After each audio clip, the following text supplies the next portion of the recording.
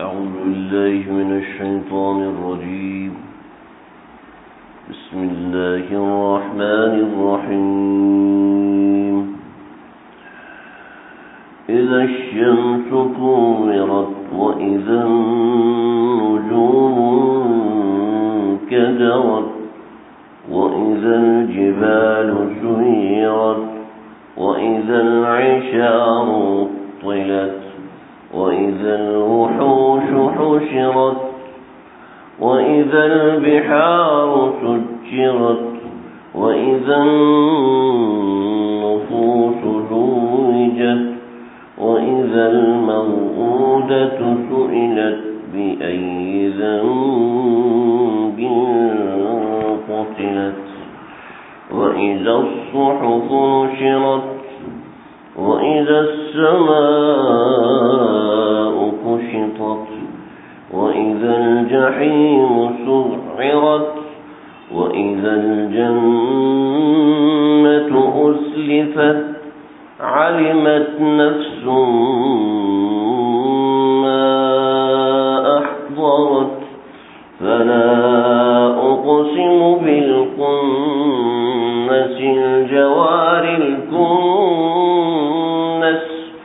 والليل إذا عسعس والصبح إذا تنفس إنه لقول رسول كريم ذي قوة عند ذي العرش مكين. صدق اللہ العظیم. سورۃ التکویر قرآن مجید کی 81 نمبر سورت ہے. 29 آیات ہیں اور عظیم الشان سورت ہے. اللہ تعالی ہم سے مخاطب ہوتے ہیں اور اس مخاطب ہونے کو جو کلام بنتا ہے اس کو قرآن کہتے ہیں. کہ قرآن میں اللہ تعالیٰ نے ساری چیزیں ہم سب کو مخاطب کر کے فرمائی ہیں. اس میں اللہ تعالیٰ کے 2 لہجے ہیں. ایک لہجہ جمالی ہے اور دوسرا لہجہ جلالی ہے. جمالی اور جلالی کو سمجھتے ہیں؟ سمجھتے ہیں بھائی؟ جمالی کہتے ہیں جیسے ماں اپنے بچے کو پیار سے بلاتی ہے، ٹھیک، اس کو کہتے ہیں جمالی. کہ جمال کے ساتھ، خوبصورتی کے ساتھ، حسن کے ساتھ، چمکارنے کے ساتھ، اس لہجے کو کہتے ہیں جمالی لہجہ. اور دوسرا لہجہ جلالی. کرتے ہو کہ نہیں کرتے ہو؟ اس کو کہتے ہیں جلالی لہجہ. تو دونوں ہی لہجے اللہ تعالیٰ نے حالات کے حساب سے قائم کیے ہیں. جس چیز کی جیسی اہمیت ہے اللہ نے ویسا لہجہ اختیار کیا. ایسا ہو نہیں سکتا. جیسے علامہ اسماعی رحمۃ اللہ علیہ ایک مرتبہ قرآن پڑھ رہے تھے، السارق والسارقۃ فاقطعوا ایدیہما جزاء بما کسبا نکالا من اللہ واللہ غفور رحیم. تو ایک بدو وہ سن رہا تھا، کہنے لگا اما ھذا کلام من ھذا. او بھائی کیا پڑھ رہا ہے؟ یہ کس کی بات پڑھ رہے ہیں؟ کہتا قرآن ہے. کہتا چھوڑ، جھوٹ بولتا ہے، قرآن نہیں. السارق والسارقۃ فاقطعوا ایدیہما جزاء بما کسبا، چور اور چورنی ان دونوں کے ہاتھ کاٹ دو. جزاء بما کسبا، یہ ہاتھ کاٹنا جزا ہے اس کی جو انہوں نے کیا ہے. نکالا من اللہ، سزا ہے اللہ کی طرف سے. واللہ غفور الرحیم، اللہ بڑا معاف کرنے والا ہے. تو کیا پڑھ رہا ہے؟ کیا پڑھ رہا ہے؟ کہتے کیا ہونا چاہیے؟ کہ یہ ہونا چاہیے السارق والسارقۃ فاقطعوا ایدیہما جزاء بما کسبا نکالا من اللہ واللہ عزیز حکیم. یہ ہونا چاہیے. کیا مطلب؟ چور اور چورنی دونوں کے ہاتھ کاٹ دو. نکالا من اللہ، اللہ کی طرف سے یہ سزا ہے. واللہ عزیز حکیم، وہ غالب ہے اور قدرت والا اور حکمت سے سزائیں دیتا ہے. یہ بات ہونی چاہیے. کہتے اما ھذا فنعم، اب ٹھیک پڑا ہے، اب تو نے صحیح بات کی ہے، پہلے تو کچھ اور پڑھ رہا تھا۔ تو اللہ کا کلام کسی جگہ پر بھی خطا نہیں کھاتا۔ اللہ کا کلام کا لہجہ تو اس چیز کی عظمت شان کی وجہ سے، لو كانت الدنيا عند الله مثل جناح بعوضة ما سقى منه كافر شربة، یہ اللہ کے نبی کی حدیث ہے۔ اس کا یہ رویہ اور یہ لہجہ صحیح نہیں ہے، بلکہ اس کا یہ لہجہ ہے لو كانت الدنيا عند الله مثل جناح بعوضة، یہ اس کا لہجہ ہے۔ مطلب یار وہ بکری کا بچہ وہ تو 20,000 میں بیچا ہے، وہ ابھی اس کو تو کوئی 5,000 میں نہیں لے گا، یہ لہجہ۔ تو ایسے اللہ قرآن کے حساب سے لہجے بدلتے ہیں۔ تو یہ دو باتیں ہیں، ایک جلالی ہے اور ایک جمالی ہے۔ اذا الشمس كورت، جب سورج بے نور ہو جائے گا، واذا النجوم انكدرت، اور جب ستارے بکھر پڑیں گے، واذا الجبال سجرت، جب پہاڑ چلنے لگیں گے، وَإِذَا الْعِشَارُ عُطِّلَتْ، اور جب یہ گابن اونٹنیاں ایسے بھاگنے لگیں گی۔ عرب میں یہ ممکن ہی نہیں تھا۔ دیکھو بھائی ہمارے پیٹرول پمپ کیسے ہوتے ہیں؟ میں نے پیٹرول پمپ دیکھا، اس میں لکڑی کا وہ لگایا ہوا تھا اور جناب اوپر پیٹرول پمپ لکھا ہوا تھا اور کوئلے سے لکھا ہوا تھا پیٹرول پمپ، وہاں پہ ایک لائن لگی تھی گاڑیوں کی۔ ایسا ہوتا ہے بوتل میں بھر بھر کے پیٹرول ڈال دیتے، ایسا نہیں ہوتا پاکستان میں پیٹرول مہنگی چیز ہے، لہذا اس کے لیے جو وہ بنے گا پیٹرول پمپ بنے گا وہ تھوڑا مہنگا والا بنے گا، ہے نا، ایسے ہی بنے گا۔ سعودیہ میں جاؤ پیٹرول پمپ کی کیا حالت ہے، وہاں پہ پیٹرول سستا ہے، کوئی اس کو چوری کی موٹر سائیکل والا ہے، لے یا تو فری میں بھر کے لے جاؤ، اس کی ٹینکی فری میں بھر جاتے ہیں، یا تو آدھا پیسے ہی موٹر سائیکل والوں سے کمایا جاتا ہے۔ کہ جس چیز کی جیسی اہمیت ہوتی، گولڈ کی دکان کے اوپر تالے کیسے لگائے جاتے ہیں، ٹھیک ہے، اور سبزی کی دکان ایسے اوپر کپڑا ڈال کے اس کو رسی سے باندھ کے اس ٹھیلے کو چھوڑ کے چلے جاتے ہیں۔ کیوں بھائی؟ جس چیز کی جتنی اہمیت ہے اس چیز کی اس کے پیچھے کام بھی ویسا ہی ہوگا۔ چنانچہ عربوں کے اندر گابن اونٹنی کی ویلیو، جو اونٹنی بچہ دینے والی ہے، اس کی ویلیو جو تھی وہ سونے کے بھاؤ پہ ہوتی تھی کہ اونٹنی بچہ دینے والی، اس کی بڑی اہمیت تھی ان کی نظر میں۔ جیسے ہمارے ہاں چند چیزوں کی اہمیت ہوتی ہے، حالانکہ ان کی اتنی قیمت نہیں ہوتی، لیکن اہمیت اتنی زیادہ ہو جاتی ہے کہ لوگ جیسے فلاں کمپنی کی گاڑی بس وہی لینی ہے، اب اس کے علاوہ نہیں لینی، اب بھلے سے اس کے اوپر کتنے ٹیکسز دینے پڑے یا جو بھی دینا پڑے۔ تو ایسے گابن اونٹنی ان کے ہاں بڑی، گابن مطلب حاملہ اونٹنی، جس کو 10واں مہینہ شروع ہو اس کو گابن اونٹنی کہتے تھے۔ حاملہ تو ساری اونٹنی، گابن تو ساری اونٹنی ہوتی ہے جس کو بچہ ہو جائے، لیکن اشعار خاص طور پہ اس اونٹنی کو کہتے ہیں جس کا 10واں مہینہ ہو کہ 10ویں مہینے میں اس کا بچہ ہونے والا ہوتا ہے۔ تو اس اونٹنی کے ساتھ یہ لوگ لگے رہتے ہیں، اس اونٹنی کو ایسے نہیں چھوڑتے۔ تو وَإِذَا الْعِشَارُ عُطِّلَتْ، جب گابن اونٹنیاں بھی ایسے گھومتی رہیں گی، یہ عربوں کے لیے ایک محال تھا کہ گابن اونٹنی ایسے جائے، وہ کسی عام چراگاہ میں چل رہے۔ وَإِذَا الْوُحُوشُ حُشِرَتْ، اور جب درندے جمع ہو جائیں گے ایک جگہ پر۔ وَإِذَا درندوں کی جب دیکھیں نا، جب بارش ہوتی ہے نا تو کتے آپس میں لڑتے ہیں، لیکن جب بارش ہوتی ہے سب ایک جگہ جمع ہو جاتے ہیں، سب ایک جگہ ایک اکٹھے ہو کے بیٹھ جاتے ہیں۔ تو درندوں کی خاصیت ہے، جب کوئی وحشت کا سامان ہوتا ہے تو درندے سب ایک جگہ اکٹھے ہوتے ہیں، پھر وہ کسی کے دشمن نہیں ہوتے، پھر وہ کسی کو کاٹتے پیٹتے ہیں۔ وَإِذَا الْوُحُوشُ حُشِرَتْ، جب درندے ایک جگہ جمع ہو جائیں گے۔ وَإِذَا الْبِحَارُ سُجِّرَتْ، اور جب سمندر ملا دیے جائیں گے، جلا دیے جائیں گے، سب معنی کیے ہیں۔ وَإِذَا النُّفُوسُ زُوِّجَتْ، اور جب سب جانوں کو اکٹھا کر دیا جائے گا، جوڑا جوڑا بنا دیا جائے گا۔ وَإِذَا الْمَوْءُودَةُ سُئِلَتْ، اور جب زندہ دفن کی ہوئی لڑکی سے پوچھا جائے گا بِأَيِّ ذَنبٍ قُتِلَتْ، کہ تجھے کس گناہ کی وجہ سے قتل کیا گیا۔ یہ 9 آیات ہیں، ذرا سمجھیں۔ آج میں انہی 9 آیات پہ بات کروں گا اللہ کے جلالی لہجے کے حوالے سے۔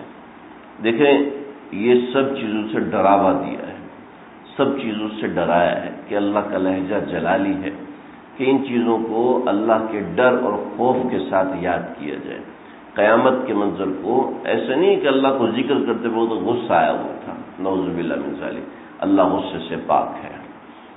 اللہ جو اللہ غصے ہوں گے وہ ایسا غصہ نہیں جو ہماری طرح کا غصہ، وہ اللہ کا غصہ، اللہ تعالیٰ کو غیظ نہیں ہو سکتا، غصہ آ سکتا ہے، لیکن وہ غصہ کیسا ہوگا؟ غصہ وہ ہوتا ہے جس پہ انسان کا کنٹرول ہو، چاہے وہ کتنی چھلانگیں مارا ہے لیکن اس غصے پہ کنٹرول ہو تو اس کو غصہ کہتے ہیں، لیکن وہ غصہ جس پہ کنٹرول نہ رہے تو اس کو غیظ کہتے ہیں۔ سمجھ لیں کہ بعض دفعہ انسان غصے میں بے اختیار ہو کے ایسا کام کر دیتا ہے، بعد میں یار یہ میں نے کیا کہہ دیا، یہ میں نے کیا بول دیا، تو اس کو غیظ کہتے ہیں۔ تو غصہ جو ہے، غصہ اور غیظ ان دونوں میں فرق ہے۔ غیظ جو ہے وہ گناہ ہے، غصہ کبھی گناہ ہوتا ہے کبھی گناہ نہیں ہوتا۔ تو اللہ رب العزت یہاں پر جو ذکر فرما رہے ہیں، ان آیات کو ذکر کر رہے ہیں، وہ جلالی۔ سمجھ لیں میں نے پہلے عرض کیا تھا کہ دو نفحے ہوں گے، دو نفحے، نفحہ اولا، نفحہ ثانیہ۔ نفحہ اولا وہ ہوگا جس کو سارے لوگ دیکھ رہے ہوں۔ کاغذ ہے کوئی؟ کاغذ،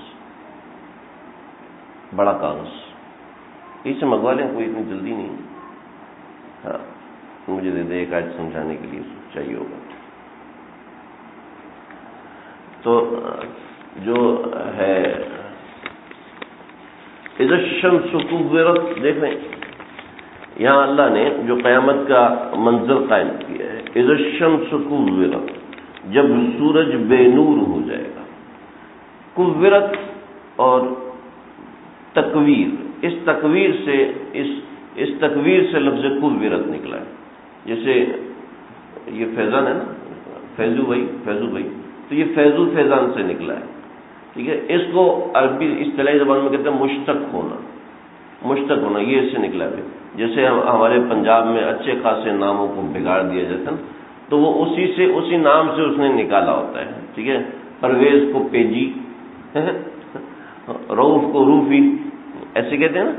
تو ایسے جیسے نام کو تبدیل کر دیا جاتا ہے تو وہ اصل میں یہ ہوتا ہے کہ یہ نام اس سے نکلا ہوا ہے۔ تو کورت لفظ تکویر سے نکلا ہے۔ اصل تو تکویر تھا، اصل تو جیسا وقت تھا، تو ہم کہتے ہیں نماز کے اوقات، اصل لفظ ہے وقت، لیکن ہم نے اوقات اس وقت سے نکالا، تو یعنی کہ بنیادی لفظ جو ہے وہ وقت ہے اور اس سے اوقات نکلا ہے۔ تو بنیادی لفظ ایک ہوتا ہے، اس سے کئی لفظ نکلتے ہیں۔ تو ایسے تکویر ایک بنیادی لفظ ہے تو اس سے لفظ کورت نکلا ہے۔ اور تکویر کا مطلب یہ ہوتا ہے کہ کسی چیز کی روشنی کو ختم کر دینا ڈبونے کے ساتھ۔ سمجھے میری بات؟ یہ اس لیے سمجھنا ضروری ہے کہ اگلی آیات میں اس کا واضح معاملہ ہے۔ پہلی 6 آیتیں سورہ تکویر کی، پہلی 6 آیتیں یہ نفحہ اولا ہے، اور اگلی 6 آیتیں یہ نفحہ ثانیہ ہے۔ پہلی 6 آیتیں نہیں، 6 چیزیں 6 آیتوں میں آتی ہیں، اور آگے 6 چیزیں تقریباً 7-8 آیتوں میں آ رہی ہیں۔ تو وہ 6 چیزیں ہیں اور یہ 6 چیزیں ہیں، تو یہ نفحہ اولا میں ہوگی، یعنی کہ جیتے جاگتے انسان اس کو دیکھیں گے۔ اللہ ہم سب کی حفاظت فرمائے، یعنی وہ لوگ جو کہ اس وقت کافر ہوں گے، اس وقت مسلمانوں کا نام و نشان نہیں ہوگا، اس وقت یہ علامات اور معاملات ہوں گے۔ نفحہ اولا کے وقت اذا الشمس کورت، جب سورج بے نور ہوگا۔ سورج بے نور، اس کا منظر ایسے ہوگا جو کہ محدثین نے لکھا ہے، مفسرین نے لکھا ہے کہ وہ ایسے ہوگا کہ سورج کو سمندر میں ڈال دیا جائے گا، اور سمندر میں ڈالنے کے ساتھ جو ہے سورج کے سمندر میں ڈالنے سے ہی سارے سمندر کو آگ لگ جائے گی، اور سورج جو ہے وہ بالکل سیاہ اور تاریک ہو جائے گا، اس میں روشنی نہیں رہے گی۔ یہ جو کہتے ہیں کہ سورج جو ہے وہ سوا نیزے پر ہوگا، حدیث میں آتا ہے سورج سوا نیزے پہ ہوگا، سورج تو سمندر میں چلا جائے گا۔ ضروری نہیں کہ یہ والا سورج ہو سکتا ہے اللہ کے آسمان میں کئی سو سورج ہوں۔ پھر دوسری بات یہ کہ سورج جس سمندر میں غوطے کھائے گا، ضروری نہیں کہ یہ والا سمندر ہو۔ ابھی تک محدثین مفسرین نے یہی لکھا کہ سمندر میں غرق کیا جائے گا، کوئی سمندر متعین نہیں ہے، بحر الکاہل، بحر کسی سمندر اس میں ہو بھی نہیں سکتا۔ کیوں نہیں ہو سکتا؟ تو بہت چھوٹا ہے، آپ کیا کریں؟ تو قرآن میں تو غلط ہو ہی نہیں سکتا سمندروں میں۔ اب جب سائنس پیچھے جاتی ہے نا اور وہ کہتی ہے کہ سمندروں میں پانی کہاں سے آیا، تو سائنس نے ایک جواب نکالا ہے، وہ جواب یہ نکالا ہے کہ ہواؤں میں پانی سمندروں سے کئی کروڑ گنا زیادہ ہے جو ایک جگہ پر جمع ہے، جیسے کہ مریخ ایک جگہ ایک سیارہ ہے، پلوٹو ایک سیارہ ہے، ایسے آسمانوں میں پانی کئی جگہوں پہ جمع ہے اور وہ ہمارے سمندروں کا پانی اس سے کروڑوں گنا کم ہے۔ جو سمندروں کے اندر، جو ہواؤں میں سمندر ہیں، جو ہوائی سمندر ہیں، جو خلاؤں میں سمندر اللہ نے قائم کیے ہوئے ہیں، وہ جو سمندر ہیں وہ کئی گنا بڑے، اور بتاتے ہیں کہ اتنے بڑے بڑے سیارے موجود ہیں کہ اتنے بڑے بڑے سیارے موجود ہیں کہ زمین ان کے مقابلے میں زمین جس کہکشاں کا حصہ ہے، اور وہ یہ نظام شمسی جس کہکشاں کا حصہ ہے، وہ کہکشاں اس نظام شمسی جس کے اندر یہ پورے سیارے اور سورج ہے، اس کے مقابلے میں اتنا جیسے اس کمرے میں کوئی گیند چھوٹی سی رکھی ہو، ٹھیک ہے، اور وہ سیارے ان ساری کہکشاؤں سے بڑے ہیں۔ تو مسلمان سائنسدان یہ کہتے ہیں کہ ہو سکتا ہے وہ جنت ہو سکتا ہے کہ وہ دوزخ ہو، لیکن بہرحال جنت کے بارے میں کہا جا سکتا ہے کہ جنت دور ہے، تو ہو سکتا ہے کہ کوئی ایسا معاملہ ہو، لیکن بہرحال ایسا معاملہ ہے کہ ہو سکتا ہے کہ وہ سمندر ہوائی سمندر ہو یا کسی بھی طرح کے سمندر ہو، ایک بات۔ اور دوسری بات یہ ہے کہ یہ غیب کے معاملات ہیں، کیسے ہوگا، کس طریقے سے ہوگا ہم نہیں جانتے۔ ہو سکتا ہے جیسے شہابی، جیسے سیاروں کے ٹکڑے ٹوٹ کے گرتے ہیں، ایسے سورج کا کوئی ٹکڑا ٹوٹ کے گرے تو یہ سمندروں میں غرق ہوں گے، اور پھر سمندر سارے کے سارے سمندر یہ آپس میں مل جائیں گے، اور پھر ایسے ہوگا کہ ستارے جھڑنا شروع ہوں گے اور ستارے بھی سمندروں کی نظر ہونا شروع ہو جائیں گے۔ ایک بات تو یہ ہے، اس بات کو تقویت اس بات سے ملتی ہے کہ حدیث میں آتا ہے کہ اللہ ساری زمین کو سیدھا کر دیں گے، اس میں نہ کہیں کھڈا ہوگا، نہ کہیں کوئی گڑھا ہوگا، اور نہ کہیں کوئی پہاڑ ہوگا۔ جب ساری زمین برابر تو سمندر تو خود ہی غائب ہو جائیں گے۔ اس کا مطلب ہے سورج کا ڈوبنا، سورج کا سمندر میں غرق ہونا، یہ کسی اور سینس میں ہے، کسی اور معاملے میں ہے۔ اللہ اذا الشمس کورت، جب سورج بے نور ہو جائے گا، یعنی سورج کی روشنی نہیں ہوگی لیکن حدت ویسی ہی رہے گی۔ وَإِذَا النُّجُومُ انكَدَرَتْ، اور ستارے بکھر کے گریں گے۔ وَإِذَا الْجِبَالُ سُجِّرَتْ، اور پہاڑ جو ہے وہ چلیں گے، اور پہاڑ کیسے چلیں گے؟ بعض آیات میں یہ سمجھ میں آتا ہے کہ پہاڑ جو ہے وہ ریت بن کے چلیں گے، کیونکہ پہاڑ بالکل ریت، یعنی کہ اتنا کرش باریک ہو جائیں گے اس زلزلے کی وجہ سے، یہ باریک ہو کے اڑنے شروع ہو جائیں۔ ایک تو یہ مراد ہے، اور دوسرا یہ مراد ہے کہ پہاڑ ٹوٹ کے اپنی جگہ سے اڑیں گے اور اڑ کے ایک دوسرے سے ٹکرائیں گے، اور ٹکرا کے یہ ریت بن کے نیچے گریں گے۔ یہ خطرناک منظر ہوگا۔ وَإِذَا الْعِشَارُ عُطِّلَتْ، عشار کہتے ہیں 10 ماہ کی اونٹنی کو۔ عُطِّلَتْ میں اس بارے میں آپ کو ترجمے کے ساتھ بتا چکا ہوں کہ جب 10 ماہ کی اونٹنی بھی ایسے بھاگنا شروع ہو جائے گی، یعنی کہ عرب اس کو چھوڑ نہیں سکتے تھے۔ وَإِذَا الْوُحُوشُ حُشِّرَتْ، اور جب وحوش کہتے ہیں درندوں کو، جب وحوش جو ہے وہ سب ایک جگہ جمع ہو جائیں گے۔ وَإِذَا الْبِحَارُ سُجِّرَتْ، جب سمندروں کو آگ لگا دی جائے گی، ایک جب سمندروں کو آپس میں ملا دیا جائے گا، 2 آگ کیسے لگائی جائے گی؟ جب سورج اس میں آ کے گرے گا تو پھر اس سارے کے سارے سمندروں میں آگ لگ جائے گی، اور یہ سارے کے سارے سمندر آپس میں مل جائیں گے، جو ایک دوسرے سے الگ ہیں آپس میں مل جائیں گے۔ اس کے بعد کیا ہوگا؟ یہ 6 آیات کے اندر یہ 6 معاملات ہیں۔ اس سے یہ ہوگا کہ سارے کے سارے انسان مر کے ختم ہو جائیں گے، اور زمین کے اوپر کہ جو انسان ہیں وہ ایسے ہی پڑے رہیں گے، یا کیا ہوگا؟ آہستہ آہستہ ان کا وجود بھی ختم ہو جائے گا۔ یہ انسانی وجود جب ختم ہوگا، وجود ختم ہونے کے بعد اللہ رب العزت ایک بارش فرمائیں گے، اور وہ بارش کتنا عرصہ ہوگی، کب تک ہوگی، کوئی پتہ نہیں۔ اس کے بعد زمین آسمان پہ خاموشی چھا جائے گی، اور خاموشی چھانے کے بعد اللہ نفخہ ثانیہ کریں گے۔ نفخہ ثانیہ یعنی دوسرا سور پھونکیں گے، تو اذا النفوس زوجت، پھر سب لوگ اکٹھے ہوں گے، اور سب لوگوں میں اولاً 3 طبقے بنیں گے. وکنتم ازواجا ثلاثا. زوجت کہتے ہیں زوجہ نا، زوجہ کا اصل ترجمہ ہے جوڑا، ٹھیک ہے، یعنی مرد کا جوڑا اس کی عورت ہوتی ہے، عورت کا جوڑا اس کا مرد ہوتا ہے، ٹھیک ہے. تو وَإِذَا النُّفُوسُ زُوِّجَتْ، جب لوگوں کو جوڑے جوڑے بنا دیا جائے گا. ابتداءً 3 جوڑے بنیں گے. بھائی بہت اہم بات بتا رہا ہوں، بہت ضروری بات ہے، سمجھیے گا. یہ وہ چیزیں جو ہم سب کے ساتھ ہونی ہے، ایسے میں کوئی انکار نہیں کر سکتا. ہاں اگر کوئی مصیبت آنی ہے اور پہلے سے پتہ ہو نا تو انسان اس کے لیے تیار رہتا ہے. کوئی پریشانی آنی ہو انسان پہلے سے، یہ تو اللہ بتا رہے کہ یہ میں نے تمہارے ساتھ کرنا ہے. وَإِذَا النُّفُوسُ زُوِّجَتْ، جب سب لوگوں کو جوڑا بنا دیا جائے، 3 جوڑے. وَكُنْتُمْ أَزْوَاجًا ثَلَاثًا وَأَصْحَابُ الْمَيْمَنَةِ مَا أَصْحَابُ الْمَيْمَنَةِ وَأَصْحَابُ الْيَمِينِ مَا أَصْحَابُ الْيَمِينِ وَأَصْحَابُ الشِّمَالِ مَا أَصْحَابُ الشِّمَالِ. نیکوکار لوگ ایک طرف، بدکار لوگ ایک طرف، اور جو دونوں میں برابر ہیں وہ درمیان. ٹھیک ہے، ایک جنتی، ایک جہنمی، ایک اعرافی، ایک آراف والے. ٹھیک ہے، یہ 3 لوگ ہوں گے، جنتی، جہنمی اور آراف والے، جن کے اعمال برابر ہوں گے. اور پھر ان میں اور تقسیم ہوگی. جو زناکار ہیں ان کو اکٹھا کیا جائے گا، وہ سب اکٹھے ہوں گے، آٹومیٹک اکٹھے ہو جائیں گے. جو رشوت خور ہیں وہ سب ایک جگہ اکٹھے ہو جائیں گے. جو حرام کمانے والے ہیں وہ سب ایک جگہ اکٹھے ہو جائیں گے. جو نمازی ہیں وہ سب ایک جگہ اکٹھے. جو اللہ سے محبت کرنے والے وہ سب ایک جگہ اکٹھے. اللہم الحقنی بالصالحین. آمین کہہ دو بھائی، اللہم الحقنی بالصالحین. یہ دعا کرنی چاہیے، اللہ جی ہمیں صالحین کے ساتھ جوڑ کے اٹھانا. فادخلی فی عبادی وادخلی جنتی. پہلے میرے نیک بندوں میں داخل ہو جاؤ، پھر تم جنت میں جاؤ گے.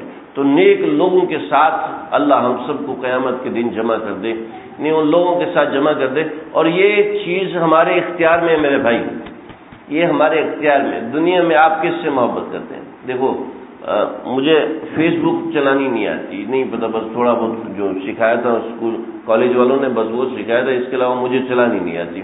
لیکن مجھے اتنا پتہ ہے کہ اس میں فرینڈ ریکویسٹ بھیجتے ہیں اور ایک طرح کے لوگ اکٹھے ہو جاتے ہیں، ہوتے ہیں نا ایک مزاج کے لوگ.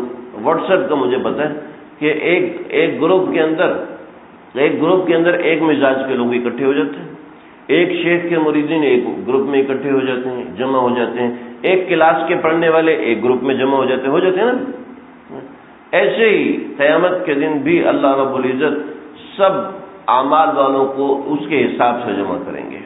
اس میں بھی اللہ سے دعا کرنی چاہیے، اللہ جی ہمارے تو کچھ اچھے عمل بھی ہیں، کچھ برے عمل بھی ہیں. اب اللہ کو کوئی برا عمل ہمارا ایسا برا لگا کہ ہمیں اس برے عمل کی وجہ سے نشاندہی کر دی، تو یہ تو فلم دیکھنے والا ہے، ان کو اکٹھا کر دو. یہ ڈرامہ دیکھنے والا ہے، ان کو اکٹھا کر دو. یہ غیبتیں کرنے والے ہیں، ان کو اکٹھا کر دو. یہ چغل خوری کرنے والے ہیں. اب چغل خوری کرنے والا نمازی بھی ہے، اور اللہ رب العزت کے نمازی ہونے کو چھوڑ دو، چغل خوری غالب. جو گناہ غالب ہوگا، یہ داڑھی منڈانے والے یہ اکٹھے ہیں، داڑھی رکھنے والے یہ اکٹھے ہیں.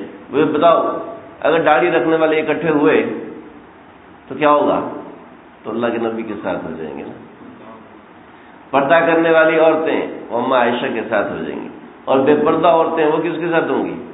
وہ کافر عورتوں کے ساتھ، فاسقہ عورتوں کے ساتھ. پھر کیا کریں گے؟ کافر عورتیں بھی پردہ نہیں کرتی ہیں، ہماری عورتیں بھی پردہ نہیں کریں گی. جی چہرے کا پردہ نہیں ہے، چہرے کا پردہ نہیں تو اور کس چیز کا پردہ ہے؟ کیوں بھائی؟ اگر چہرے کا ہی پردہ نہیں ہے، آنکھیں تو لڑتی ہے، چہرہ دیکھ کے آنکھیں تو لڑتی ہے. آج عورت کی اس کے اوپر ڈیبیٹ کری جی چہرے کا پردہ نہیں. ہم لوگ شاید اسی لیے بنے ہیں، اللہ ہماری حفاظت فرمائے. آج حضرت نے بڑی خوبصورت بات فرمائی، بڑی زبردست، اتنا بہترین جواب ملا، اتنا خوبصورت جواب ملا. حضرت نے فرمایا دیکھو ہمارے بابا کو پتہ ہے کہ بندہ فراڈی ہے، ٹھیک ہے. وسیم بھائی کی تو نہیں ایسی اشارہ کیا بھائی، وسیم بھائی تو بہت نیک آدمی ہیں، اللہ ان عمر دے، زندگی دے، ماشاءاللہ. ہر علاقے کو ایک وسیم بھائی دے. تو باپ کہے نا کہ یہ دیکھو یہ فراڈی آدمی، اس کے ساتھ نہیں بیٹھنا، ٹھیک ہے. اور بیٹا پھر جائے اس کے پاس، کتنی بری بات ہے. وہ بیٹا تو باپ کا نافرمان ہے اور باپ کو دکھ ہوگا نا. ایسے اللہ بھی کہہ رہے لا تتخذوا الکافرین لا تتخذوا اليہود والنصارى اولیاء. یہود اور نصارہ کو دوست مت بناؤ، ہم اس میں حکمتیں تلاش کریں، ہم اس میں جی ہماری یہ تمہارا بیسٹ فرینڈ ہے اور یہ تو چڈی یار کے لنگوٹیا یار، تو میرا لنگوٹیا یار ہے۔ جو اللہ کا دشمن ہے وہ ہمارا دوست کبھی بھی نہیں ہو سکتا۔ اس کو آپ کنٹریورسی کہتے ہیں، اس کو آپ یہ سمجھیں، بنیاد پرستی سمجھیں یا کچھ بھی سمجھیں، ہر ایک اپنے مذہب میں آزاد ہے، ٹھیک ہے؟ کوئی کسی کو کسی دوسرے کے مذہب میں، اپنے مذہب میں قید نہیں کرنا چاہیے۔ جی ہمارے مذہب میں تو بڑی وسعت ہے، آپ کے مذہب میں وسعت ہے تو ٹھیک ہے، پہنو کھلے کھلے کپڑے، آپ کو کس نے منع کیا؟ تو ہمارے مذہب کے اندر یہ ہے کہ ایسے کپڑے نہیں پہنو کہ موٹر سائیکل کی چین میں آ جائے، بلوچی شلوار جو ہے اس آدمی کا برقع جو ہے وہ موٹر سائیکل کی چین میں آ رہا ہے، برقع نہیں ہے بیٹا، اس نے شلوار پہنی ہوئی ہے، ایسا ایسا معاملہ بھی۔ دیکھو فساد کو اکٹھا کیا جائے گا اور شاخ کو اکٹھا کیا جائے گا، ہم دیکھیں کہ ہم کس میں جمع ہونا چاہتے ہیں۔ وَإِذَا النُّفُوسُ زُوِّجَتْ اللَّهُمَّ الْحِقْنِي بِالصَّالِحِينَ يَا أَيُّهَا الَّذِينَ آمَنُوا اتَّقُوا اللَّهَ وَكُونُوا مَعَ الصَّادِقِينَ، سچوں کے ساتھ ہو۔ دیکھو بھائی میں نے اس کے بعد وَإِذَا الْمَوْءُودَةُ سُئِلَتْ، وَإِذَا الْمَوْءُودَةُ سُئِلَتْ، موعودہ کہتے ہیں، بول تو نہیں ہو رہے یار آپ لوگ؟ دیکھو بھائی یہ قرآن مجید ہے، اس کو تو ہم نے ماننا ہی ماننا ہے، سمجھ رہے ہو؟ ہمارا ایمان ہے۔ اور طائب صاحب فرماتے ہیں بینا ہے تو جگنوں کی چمک راہ دکھائے، اندھے کو تو سورج بھی دکھائی نہیں دیتا۔ ابن الزغب رحمۃ اللہ علیہ یہ 9ویں ہجری کے بڑے بڑے شاعر، بڑے ادیب قسم کے آدمی تھے، عالم نہیں تھے لیکن اللہ والا آدمی تھا، بڑا نیک ہے۔ ابن الزغب یہ روز رسول صلی اللہ علیہ وسلم پہ ہر سال حاضر ہوتے، صلاۃ والسلام پیش کرتے، سیدنا ابوبکر صدیق کے روزے کے سامنے آتے صلاۃ والسلام پیش کرتے، سیدنا عمر بن خطاب کے روزے پہ آتے صلاۃ والسلام پیش کرتے۔ تو ایک آدمی جو صحابہ کا دشمن تھا ان کو بلایا، کہا میں اس طرح یہ میں نے آپ کی دعوت کرنی ہے۔ دعوت میں لے کر گیا، دو حبشی کھڑے ہوئے تھے، دونوں نے بازو سے پکڑا، ان کی زبان کاٹ دی، کہا جاؤ ابوبکر اور عمر سے کہو کہ تمہاری زبان دوبارہ جوڑے۔ بڑے پریشان ہوئے، آئے اور آ کے اپنے کمرے میں لیٹ گئے۔ لیٹے تو جناب خواب آیا، نبی صلی اللہ علیہ وسلم پریشان، سیدنا ابوبکر صدیق پریشان، عمر فاروق پریشان، بھی کیا ہوا؟ کہ بھئی ابن الزغب کی زبان کاٹ دی، اب کس زبان سے یہ ہماری مداح کرے گا؟ اللہ کے نبی نے فرمایا یہ کوئی بات ہے، ابن الزغب ادھر آؤ۔ وہ گئے، کہا اپنی زبان منہ کھولو، منہ کھولو، منہ کھولا، زبان کا دوسرا ٹکڑا ان کی زبان پہ لگایا اور لعاب دہن لگایا اور جوڑ دیا۔ جب آنکھ کھلی تو دیکھا کہ زبان کھلی ہوئی۔ واہ، روز رسول صلی اللہ علیہ وسلم پر آئے، کہا اب تو زبان اور کھلے گی کیونکہ یہ اللہ کے نبی نے جوڑی ہے۔ سبحان اللہ، اللہ کے نبی نے جوڑی ہے۔ اللہ ہمیں بھی ایسی کوئی سعادت نصیب ہے، لیکن اس کے لیے قربانیاں ہوتی ہیں۔ ہم قربانی دینے سے تو ہم بھاگتے، کوئی بات نہیں، کوئی بات نہیں، قربانی دینے سے تو ہم بھاگتے ہیں۔ ہائے، اگلے سال پھر آئے اور وہی صلاۃ والسلام پیش کیا تو ایک نوجوان آیا، کہا حضرت آئیے دعوت ہے آپ کی۔ چلے گئے، وہاں پر انہوں نے وہی دو حبشی غلام، لیکن ان کے ہاتھ میں کھانے، بٹھایا، دسترخوان بچھایا، کھانا کھلایا، کہ حضرت آپ دعا کر دیں۔ کیا ہوا؟ تو پچھلے سال آپ اسی گھر میں آئے تھے کہ جی آیا تھا، کہ میرے باپ نے آپ کی زبان کاٹی تھی، کہ جڑی ہوئی زبان آپ نے اس کو دکھائی تھی، تو اس نے مانا تھا کہ نہیں مانا، کہ اللہ نے اس کو بندر بنا دیا، وہ دیکھے کونے میں بندھا ہوا ہے، اللہ نے میرے باپ کو بندر بنا دیا۔ وہ شخص جس نے اپنی آنکھوں سے دیکھا نہیں تھا وہ ایمان لے کر آ گیا، وہ چونکہ شہر سے باہر گیا ہوا تھا، اس کو پتہ نہیں تھا، اس نے صرف لوگوں کی زبانی سنا، وہ ایمان لے کے آ گیا، لیکن اس کے باپ نے زبان جڑی ہوئی اپنی آنکھوں سے دیکھی، ایمان لے کر نہیں آیا۔ اللہ ہمیں ایسا بنا دے کہ ہم صرف سن کر ہی ایمان قبول کر رہے ہیں، سن کر ان باتوں کو۔ وَإِذَا النُّفُوسُ زُوِّجَتْ، اللہ ہمیں الحقنی بالصالحین، نیک لوگوں میں شامل کرو۔ وَإِذَا الْمَوْءُودَةُ، موعودہ کہتے ہیں، موعودہ کہا جاتا تھا عرب کے اندر اس بچی کو کہ جس بچی کو چھوٹی عمر میں زندہ دفن کر دیا جاتا تھا۔ عربوں میں ایک قبیلہ تھا، سارے عرب نہیں کرتے تھے، ٹھیک ہے بھائی، یہ ایک غلط فہمی ہے کہ سارے عرب اپنی بچیوں کو زندہ دفن کرتے تھے، سارے عرب نہیں کرتے تھے۔ عرب کے 2 قبیلے تھے، ان قبیلوں کے اندر بچی کو پالنا آر شمار کیا جاتا تھا، عیب شمار کیا جاتا تھا، تو وہ لوگ اپنی بچیوں کو زندہ دفن کر دیتے تھے۔ حرم کے قریب ایک جگہ ہے، وہاں پر آج بھی بہت سے حرم والوں نے آوازیں سنی اور انہوں نے بتایا کہ جو بچیاں یہاں پر زندہ دفن کر دی گئی تھیں ان کی آوازیں آتی ہیں۔ اب ذرا سمجھے، وَإِذَا الْمَوْءُودَةُ سُئِلَتْ بِأَيِّ ذَنبٍ قُتِلَتْ، ان بچیوں کو اٹھایا جائے گا اور ان سے پوچھا جائے گا کہ تمہیں کس گناہ کی وجہ سے قتل کیا گیا۔ قتل کیا کا ترجمہ صحیح نہیں ہے بھائی، قتل کیا گیا کا ترجمہ صحیح ہے، سمجھ رہے ہیں؟ بڑی اہم بات، یعنی کہ بڑی اہم چیز ہے ترجمہ، ایسی کوئی معمولی بات نہیں ہے، ہر کوئی کر لے۔ دیکھیں پیچھے سے آپ بات چلتی ہے، سورج بے نور ہوگا، ستارے بکھر جائیں گے، پہاڑ چلنے لگیں گے، گابن اونٹنیوں کے ساتھ یہ ہوگا، اور وحوش جو ہے وحوش ایک جگہ جمع ہو جائیں گے، سمندر پھٹ جائیں گے، نفوس ایک جگہ جمع ہو جائیں گے، بچیوں کو اٹھا کے پوچھا جائے گا کہ تمہیں کیوں قتل کیا گیا تھا۔ کوئی ریلیونٹ ہے؟ کیوں بھائی کوئی چیز مل رہی ہے؟ اتنے بڑے بڑے حادثے ہو رہے ہیں، اس کے ساتھ یہ کہ بچی کو اٹھا کے پوچھا جائے گا، سارے آگے پیچھے حادثات کا ذکر ہے، سمجھ رہے بھائی؟ دیکھو صرف ایسے سر نہیں ہلانا، سمجھنے کی کوشش کرے۔ قرآن بڑی خوبصورت کتاب ہے، اس میں تھوڑی سی بات تبدیل کر کے اللہ بہت بڑا سبق دیتے ہیں۔ اللہ یہ بتا رہے ہیں کہ جس بچی کو دفن کرتے کسی نے نہیں دیکھا، جس کو قتل کرتے ہوئے کسی نے نہیں دیکھا، اور باپ کو اپنی اولاد پر پورا اختیار ہے، وہ اپنے اختیار کو استعمال کرتے ہوئے قتل کر رہے ہیں۔ یہ اتنا اختیار استعمال کرنا باپ کے لیے درست نہیں تھا۔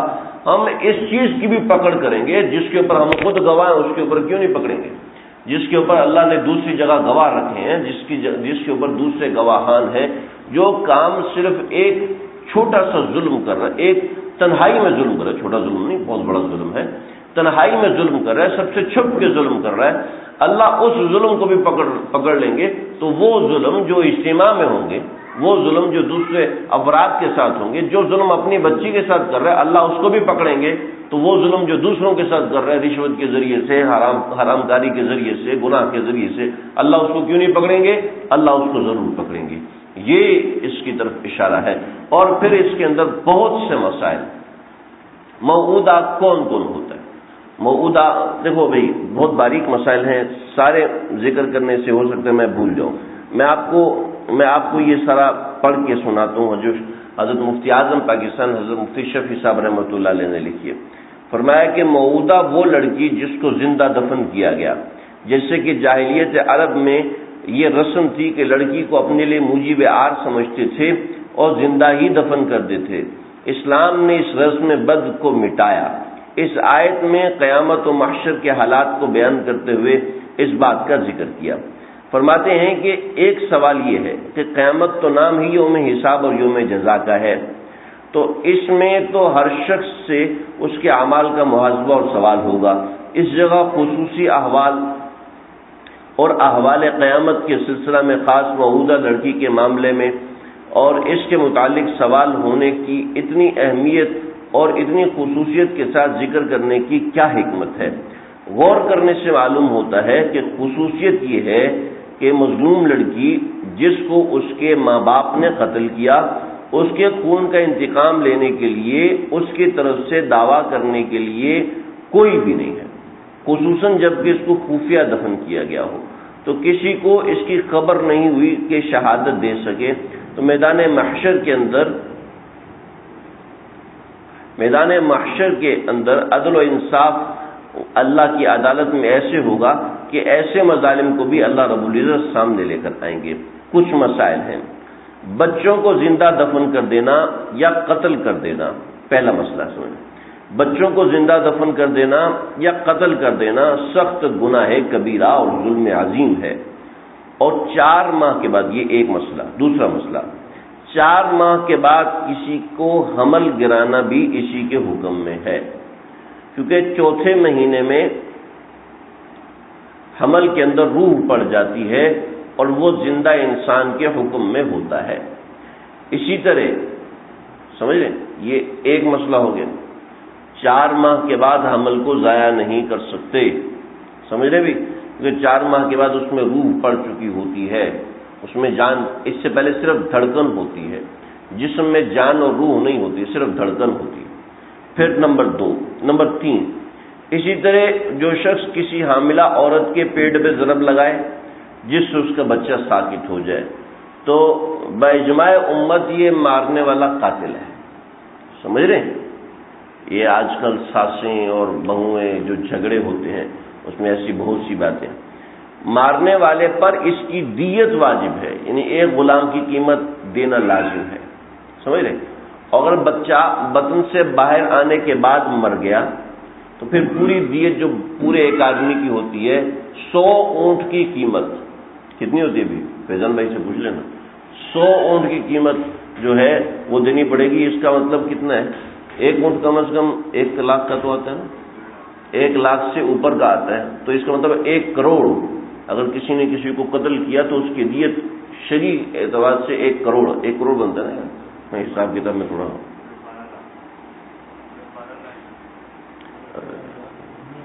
4 ماہ سے پہلے، یار وہ اتنا مہنگا اونٹ نہیں لے کر آؤ بھائی، 4 ماہ سے پہلے اسقاط حمل بھی، دیکھو 4 مہینے سے پہلے، یہ 4 مہینے کا معاملہ تھا، اب 4 ماہ سے پہلے اسقاط حمل بدون اضطراری حالات کے حرام ہے، یعنی مجبوری ہو جائے، جان کو خطرہ ہے یا کوئی پریشانی ہے، اس صورت میں ڈاکٹر کی رائے معتبر ہوگی۔ وہ سے لوگ کہتے ہیں مفتی صاحب تسی دسو جی، مفتی صاحب آپ بتائیں، بھائی نہیں جی، اس صورت میں طبیب کی رائے معتبر ہوگی، حاذق طبیب یعنی ماہر طبیب یعنی کہ ڈاکٹر جی، تو ماہر ڈاکٹر کی رائے معتبر کہلائی جائے گی۔ اللہ، ایک اور مسئلہ سمجھیں، ایسی صورت اختیار کرنا جس سے حمل قرار نہ پائے، بڑا اہم مسئلہ ہے۔ ایسی صورت اختیار کرنا جس سے حمل قرار ہی نہ پائے، جیسے کہ آج کل دنیا میں ضبط تولید کے نام سے اس کی سینکڑوں صورتیں رائج ہو چکی ہیں، اس کو بھی رسول اللہ صلی اللہ علیہ وسلم نے وادی خفی فرمایا۔ وادی خفی یعنی کہ بچی کو دفن کرنا ہے لیکن خفی طریقے سے، یعنی کہ تھوڑا سا ہلکا گناہ ہے، لیکن یہ بھی اس قدر کے گناہ کے تحت ہی آتا ہے، یعنی خفیہ طور پر بچے کو زندہ درگور کرنا، جیسے کہ مسلم شریف میں روایت ہے، حضرت حزامہ بنت وہب رضی اللہ تعالیٰ عنہا سے روایت ہے، آپ صلی اللہ علیہ وسلم نے ایسا فرمایا۔ اور بعض دوسری روایت میں عزل یعنی ایسی تدبیر کرنا، عزل کہتے ہیں ایسی تدبیر کرنا کہ نطفہ رحم میں نہ ٹھہرے، اس پر رسول اللہ صلی اللہ علیہ وسلم نے سکوت فرمایا یا عدم ممانعت منقول، سکوت یا عدم ممانعت منقول ہے، وہ ضرورت کے تحت ہے، ضرورت کے بغیر ایسا نہیں کرنا چاہیے، اور ضرورت بتائے گا اس زمانے میں جو حاذق ڈاکٹر ہے، جو ماہر ڈاکٹر ہیں، وہ بتائیں گے۔ اس کے علاوہ ضبط تولید کے لیے دوائیاں استعمال کرنا، ضبط تولید کے لیے کوئی اور چیز استعمال کرنا، یہ شریعت میں مطلقاً ممنوع ہے، مطلقاً ناجائز ہے ضبط تولید کے لیے۔ ہاں کوئی شرعی عذر ہے، ڈاکٹر کہہ رہے ہیں کہ آپ کے بچے کی نگہداشت کا مسئلہ ہے، آپ کی اہلیہ کی صحت کا مسئلہ ہے، بیوی کی صحت کا معاملہ ہے، تو یہ معاملہ ہے۔ تو یہ جو بنیادی بات تھی میں نے آپ کو پڑھ کے سنائی، جو مختصر بات یہ ہے کہ ضبط تولید کا کوئی بھی کام کرنا، ضبط تولید سمجھتے نا بھائی، سارے پڑھے لکھے لوگ، ضبط تولید کا کوئی بھی کام کرنا، کوئی بھی آلہ اختیار کرنا، کوئی بھی چیز استعمال کرنا بغیر شرعی عذر کے جائز نہیں ہے، سمجھے؟ اس سے اس بات کے اوپر مسلمانوں کو بہت زیادہ تنقید کا نشانہ بنایا جاتا ہے کہ مسلمان بچے چاہتے ہیں اور یہ چاہتے ہیں، اور وہ مسلمان ترقی یافتہ قوم ہے اس لیے بچے چاہتے ہیں، ترقی یافتہ قوم ہے، جن کی اولاد نہیں ہوتی نا ان سے جا کے پوچھو ان کی زندگیاں کیسی ہے۔ یہ تو ہمارے آصف بھائی بیچارے دعا کراتے رہتے ہیں، یہ وہ شکر ہے مسلمان ہیں، جو جن کی اولاد نہیں ہوتی اور مسلمان نہیں ہیں، آپ باہر ممالک میں جو لوگ رہ کے آئے ہیں اور ہم سے بہت سے لوگ رابطہ کرتے ہیں، یقین کیجئے اتنی پریشان زندگی ہے، اتنی پریشان زندگی، ہماری زندگی جنت ہے، جنت، یہاں پریشان سے پریشان ترین آدمی کی زندگی جنت ہے. کیوں؟ رات کو آئے گا، بچوں کو دیکھے گا، دل ٹھنڈا ہو جائے گا. روزانہ دیکھ دیکھ کے دل کے ٹھنڈک ہونے کا پتہ نہیں چلتا. جب آگے پیچھے ہو نا تو پھر سمجھ میں آتی ہے بچوں کی کمی محسوس ہو رہی ہے، اولاد کی کمی محسوس ہو رہی ہے. تو بھائی یہ اسلام کے نام کے اوپر داغ لگانے کے لیے دیکھو، کسی کو بدنام کرنا، اس کے منہ پہ ناک ہے، اس کے منہ پہ ناک ہے، اس طرح کہنا شروع کر دو تو اس کو اپنی ناک چھپاتا ہے. یار لوگ ناک کو دیکھ کے مذاق اڑاتے ہیں. یہ کیا بات ہے؟ جو ایک چیز اللہ نے فطرت رکھی ہے وہ مذاق، اس کو مذاق بنا لیا. ایک فطرت رکھی ہے اللہ نے اور تمام مخلوقات میں رکھی ہے. اپنی جتنی جاندار مخلوق ہے، پودے ہیں ان میں رکھی، ہر جانور میں رکھی، کیڑوں میں رکھی ہے اور انسانوں میں بھی رکھی ہے، اور انسان اس کو خراب کر رہا ہے. اور میں بہت معافی کے ساتھ ہماری جو پڑھی لکھی جنریشن بن رہی ہے اس کے ذہن میں سب سے پہلے یہ بات ڈالی جاتی ہے بچے 3 ہونے چاہیے. ہے غلط کہہ رہا ہوں نا؟ 2 ہونے چاہیے، ہے نا؟ یہ 3 والا جب ہم چھوٹے ہوتے تھے اس وقت کی بات تھی. اب 2 ہو گئے اور آگے چل کے 1 ہو جائے گا. جس سے کہ انڈیا کے اندر یہ چیز رواج پا رہی ہے کہ ایک بچہ، بس ایک بچہ. اب وہ دونوں میں لڑکا ہو یا لڑکی ہو بس 1 ہونا چاہیے. تو انڈیا، چائنا کے اندر بھی 1 یا 2، 1 2 یا 2. اور اللہ نہ کرے ہمارے ملک میں بھی ایسا معاملہ ہونا شروع ہو جائے. تو بھائی پہلے زمانے میں کتنے بہن بھائی ہیں آپ لوگ؟ 5 بہن بھائی ہیں اور 7 بہن بھائی. اور یہاں پہ آپ کو 9 کا عدد بھی ملے گا، آپ کو 13 کا عدد بھی ملے گا. ٹھیک ہے. اور آج سے 10 سال بعد پوچھے گا کتنے بہن بھائی؟ 3. اتنے زیادہ. 4. اتنے زیادہ. 5. وہی گھر اتنے زیادہ بہن بھائی ہو. کھانا کیسے پورا ہوتا تھا تمہیں؟ تمہارا سامان کیسے آتا ہے؟ کپڑے کیسے تھے؟ دیکھو یہ چیز بن گئی ہے. آج کے زمانے میں 5 پہ لائن لگ گئی ہے. آج کے زمانے میں 5 پہ لائن، آگے زمانے میں اس سے کم، اس سے کم، اس سے کم. تو یہ تو ہم جہالت کی طرف جا رہے ہیں.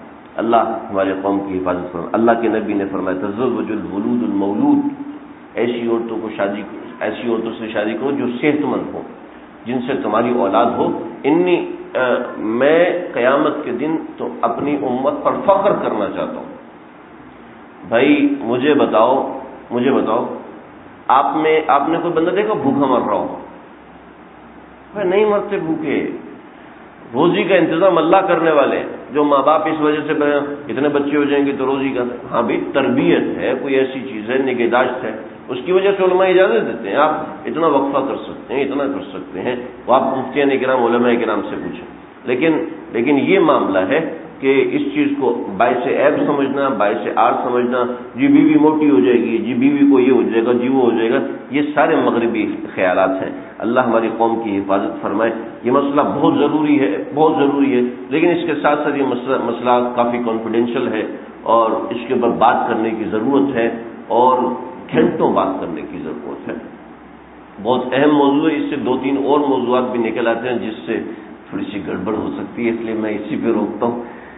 وَإِذَا الصُّحُفُ نُشِرَتْ. جب صحیفے نشر ہوں گے، کیسے نشر ہوں گے اللہ بہتر جانتا ہے، لیکن ہر آدمی کا صحیفہ نشر ہوگا جیسے اخبار نشر ہوتی ہے نا. وَإِذَا الصُّحُفُ، ایسے ہی ہر آدمی اپنا صحیفہ دیکھے گا. کسی کو دائیں ہاتھ سے ملے گا، کسی کو بائیں ہاتھ سے ملے گا. وَإِذَا السَّمَاءُ كُشِطَتْ، اور جب سمندر جو ہے، کشتت کہتے ہیں، کشت کہتے ہیں کھال کے اتارنے کو. تو جب آسمان کو اوپر سے ہٹا دیا جائے گا. کیسے ہٹایا جائے گا؟ یہ میں نے کاغذ لے کے بیٹھا ہوں. قرآن میں آتا ہے یوم نطوی السماء کطی السجل. یوم نطوی السماء، نطوی السماء لپیٹنے کو کہتے ہیں. کطی السجل جیسے کہ رجسٹر کے کاغذ کو لپیٹا جاتا ہے، ایسے آسمان کو لپیٹ دیا جائے گا اوپر سے. دیکھ رہے ہیں؟ اللہ. یوم نطوی السماء کطی السجل للکتب کما بدأنا اول خلق نعید، اور پھر ہم دوبارہ بنائیں گے. یعنی کہ یہ آسمان ختم ہو کے ایک دوسرا آسمان آ جائے گا. وَإِذَا السَّمَاءُ كُشِطَتْ وَإِذَا الْجَحِيمُ سُعِرَتْ وَإِذَا الْجَنَّةُ أُزْلِفَتْ. یہ اور باتیں ہیں، میں انشاءاللہ اس کو آئندہ ذکر کروں گا. اگلا درس ہمارا انشاءاللہ حج سے پہلے آخری درس ہوگا، لیکن امید ہے انشاءاللہ درس یہ جاری رہے گا. مفتی شاہ ولی اللہ یا حضرت کی طرف سے جو بھی بندہ حضرت تجویز فرمائیں گے تو وہ آئے گا انشاءاللہ درس کو دے گا. مختلف مقامات پر میں ان سے کہہ دوں گا 5 ہفتے ہیں، 5 ہفتوں میں اگر سورہ کہف یا سورہ یاسین ان میں سے کچھ مخصوص مقامات کا درس دے دیں. اس میں بڑے مزیدار قسم کے واقعات ہیں، قرآنی معلومات ہیں. میں انشاءاللہ سارا جس کو بھی یہ بریف کر کے جاؤں گا، بتا کے جاؤں گا کہ بھی یہ کرنا ہے، تو کوشش کر کے آپ لوگ شریک ہو جائیے. اگلا درس ہوگا انشاءاللہ اس میں اعلان کر دوں گا. اللہ سمجھنے کے عمل کرنے کی توفیق عطا فرمائے. بسم اللہ الرحمن الرحیم. اللهم ربنا تقبل منا انك انت السميع العليم وتب علينا انك انت التواب الرحيم. اللہ جو کہا ہے سنا ہے، کہنے والے سننے والے محتاج ہیں. ہم سب کی بگڑی بنا دیجیے اللہ. ہم سب کے بیٹھنے کو قبول فرما دیجیے، سب کے جمع ہونے کو قبول فرما لیجیے، قرآن کے درس کو قبول فرما لیجیے. قیامت کی ہولناکیوں سے ہماری حفاظت فرمائیے. اے اللہ یہ جو مناظر آپ نے قرآن میں بیان فرمائے، 6 منظر تو ہم سب دیکھیں گے. آپ کی حیرت کا غلبہ ہوگا. اے اللہ اس دن آپ اس قرآن کی برکت سے ہمارے اوپر رحم فرمائیے گا. ہمیں عرش کا سایہ نصیب فرمائیے گا، ہمیں عرش کا سایہ نصیب فرمائیے گا. اس کی برکتیں اللہ جی ہم سب کو نصیب فرما دیجیے. اللہ اس قرآن کا آپ کا تھا، قرآن سے اور آپ کے تعلق سے ہمیں مستفید ہونے والا بنا دیجیے. قرآن کے ذریعے ہمیں آپ سے تعلق قائم کرنے کی توفیق عطا فرمائیے. ہمیں نہیں آتا، ہمیں مانگنا نہیں آتا. اللہ جی بن مانگے اپنا تعلق دیجیے. ہمیں کچھ بولنا نہیں آتا، بن بولے اپنا تعلق دے دیجیے. ہمیں تو بیٹھنا بھی نہیں آتا، آپ نے بٹھایا. ہمیں بولنا نہیں آتا، آپ نے بلوایا. ہمیں تو سننا نہیں آتا، آپ نے سنوایا. اللہ یہ سارے بہانے تو آپ نے کر دیے. اللہ جی ہمارے لیے عاقبت میں کامیابی کا فیصلہ بھی فرما دیجیے. اے اللہ ہماری مجلس کو بیٹھنے کو قبول فرمائیے. اس قرآن کی برکتیں ہم سب کو نصیب فرمائیے. ہماری برکتیں تو کیا ہونی، لیکن اے اللہ جو لوگ یہ اخلاص سے آئے ہوئے ہیں، اپنا وقت نکال کے آئے ہیں، خواتین بچیاں آئی ہیں، اللہ ان سب کے آنے کو قبول فرمائیے. ان سب کے آنے کو ہم سب کی نجات کا سبب بنائیے. اور قیامت کے دن بول دینا میرا قرآن سننے والے کہاں ہیں. اے اللہ اس جوڑے میں ہم سب کو شامل فرما دینا. اس جوڑے میں ہم کو شامل کرنا جہاں ہمارے آقا ہوں. وہ بھی قرآن سناتے تھے، وہ بھی قرآن سمجھاتے تھے. ہم بھی قرآن سمجھ رہے ہیں، ہم بھی قرآن سیکھ رہے ہیں. اللہ جی ہمیں ان کے کھانے میں رکھ دینا، ہمیں ان کے ڈبے میں بٹھا دینا، ہمیں ان کے ساتھ والی سیٹ پہ جگہ دے دینا. ہمارے اعمال تو نہیں ہے، کہتے ہوئے بھی شرم آتی ہے، لیکن ہمیں پتہ ہے دینے والا تو ہے. تیرے لیے کیا مشکل ہے. اللہ اللہ ہم سب کو آقا کی معیت دے دیتا. ہم سب کو آقا کی معیت دے دیتا. جو نہیں آئے، نہیں سن رہے، نہیں سمجھ رہے، اللہ ان کو بھی آقا کی معیت دے دیتا. دین کی سچی تڑپ، دین کی سچی سمجھ عطا فرمانا. اللہ ہمارے ملک پہ اپنا رحم فرمائیے. ہمارے جو الیکشن ہوئے ہیں، جو حکمران بنے، اللہ والا حکمران بنائیے. ایسا حکمران بنائیے جو ہمارے بچوں پر رحم کرے، بڑوں کی عزت کرے، جوانوں کے حقوق پورے کرے. اللہم لا تسلط علینا من لم یرحمنا، اللہم لا تسلط علینا من لم یرحمنا. ہمیں نیک حکمران دے دیجیے، ایماندار عادل حکمران دے دیجیے تو تیرے ملک کو کفرستان سے بچائے، تیرے ملک کو کفریات سے بچائے، اس ملک کو بے حیائی سے بچائے، اس ملک کو ننگے ناچ سے بچائے، اس ملک میں گندگی کو ترویج نہ پانے دے، اس ملک سے کرپشن کو دور کرے. اللہ ایسے اللہ والے نیک حکمران عطا فرمائے. اے اللہ جن لوگوں نے دعاؤں کا کہا ہے سب کی دعائیں قبول فرما دیجیے. ہمارے ڈاکٹر خالد صاحب پریشان ہیں، اللہ پریشانی کو دور فرمائیے. ہمارے خالد بھائی اللہ ان کی پریشانیوں کو دور فرما دیجیے. نعمان بھائی کے بیٹے عبداللہ کو، حسن کو تمام بچوں کو صحت کاملہ عاجلہ مستقبل عطا فرمائیے. ہمارے آصف بھائی کو درین اور صالح اولاد عطا فرمائیے. ہمارے آیت بھائی کے ہاتھ مسائل ہے، تکلیف ہے، اے اللہ پریشانی کو دور فرمائیے. اللهم ربنا تقبل منا انك انت السميع العليم وتب علينا انك انت التواب الرحيم. وصلى الله تعالى على خير خلقه محمد وآله وصحبه اجمعين. ربنا تقبل